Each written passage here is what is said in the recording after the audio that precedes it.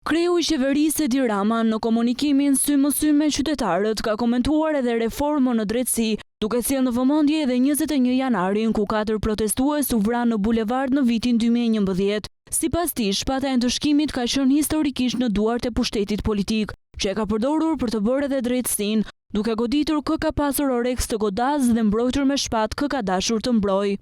Imagjino të ndodhte sot, imagjino sikur të ndodhte sot, që të mblidhej këtu poshtë dritares time, një popull i tërë, dhe nga kjo zyrë të jepej urdhri për të qelluar dhe të qelloheshin me plumba të vërtet, jo me plumba manovrash, po me plumba të vërtet, në mish njerëzit dhe të vdisnin, preshin paqe.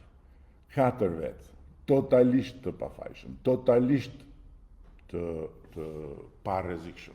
Kreu i qeverisë u përgjigj edhe kritikave të qytetarëve për një projekt të ndërtimit të ujësjellësit të ri që nis në zonën e Tragjasit, teksa tha se nuk mund të bllokohen projektet dhe thekson se në fund të gjithë do të jenë të lehtësuar nga projekti.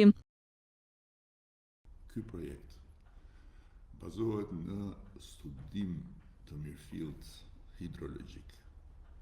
Janë bërë matje të vazhdueshme të prurjeve.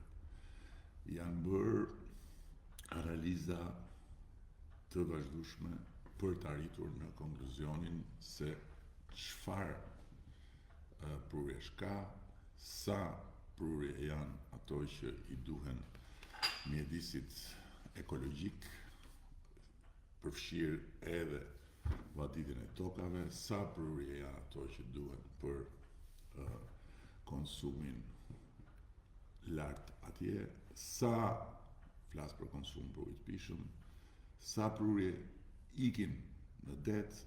Kryeministri Edi Rama ka ironizuar koalicionin e Berishës me një seri partish politike të panjohura. Kreu i qeverisë tha se Gjuzi është simbolika e Shqipërisë madhështore.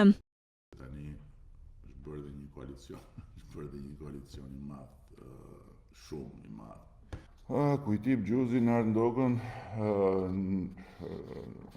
jeni shqeri, nuk ka rëndësi fare. Kujtim Gjuzi është, Kujtim Gjuzi është ekselent, është më i miri nga ata, ma beso.